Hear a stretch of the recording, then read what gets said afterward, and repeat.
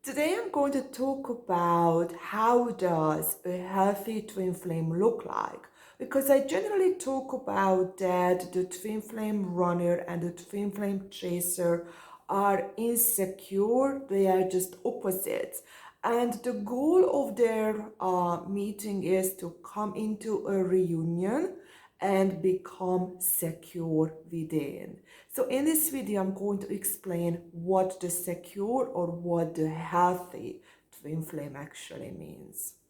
So the twin flame chaser and the runner had the same childhood wound, and it's a very deep trauma, but this trauma created two very different behavior, two very different interpretation, different body-mind connection, and two very different self-protecting mechanism, and both of them are stuck. You have to understand that it's on a spectrum. So some of them are going to be more rigid in it and some of them are going to be less rigid.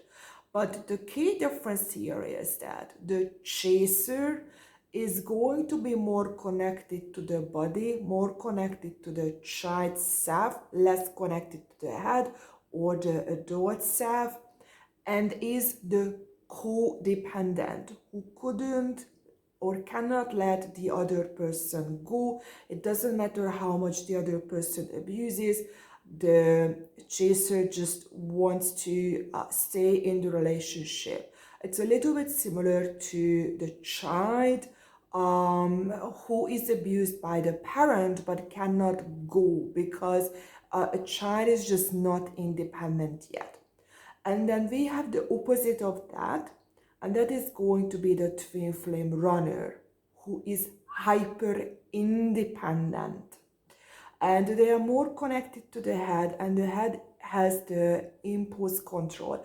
That's why they can detach from the emotions so easily, because they are more connected to the head, less connected to the emotions, and they generally don't see the relationship as valuable. Probably they cannot explain why. They just have this internal feeling that it's not so important. I just focus on my job. But in reality, it's coming from that childhood wound that they didn't feel that unconditional love. And this is where the oppositeness are, the two dualities. And what it means is that if you are a chaser, you are too codependent, and this independent part is underdeveloped within you. And if you are the runner, you are hyper independent, and this codependent part is repressed within you. But because it's repressed, this is your shadow or this is your subconscious, actually this is going to dominate you even more because you don't see it. You just get these impulses that you don't even know what that means. And the healthy person is actually going to have both in an integrated way, that codependent and independent at the same time, and we call it interdependent. And it means that the person can be fully dependent on the person and also fully independent. So instead of being stuck in this rigidity that it doesn't matter what happens, I'm just here, or I move a little bit, or the opposite of that, it's actually, okay, I'm going to open up fully. This is what the runner cannot do because they are just so afraid of getting hurt.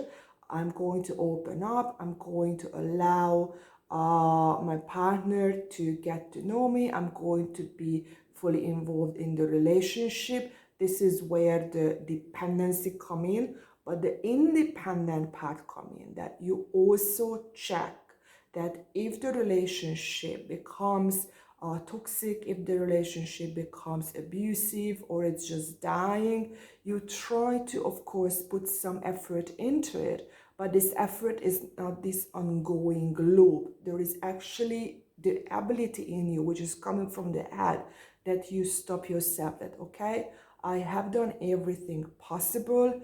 Enough is enough. It is a waste of time. It leads nowhere. It's time to move on. It's not healthy for any of us.